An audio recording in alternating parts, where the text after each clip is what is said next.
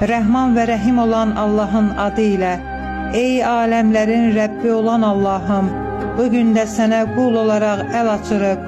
Bugün də bütün şərləri bizdən uzaq eylə. Heç ummadığımız bəlalardan bizləri qoru.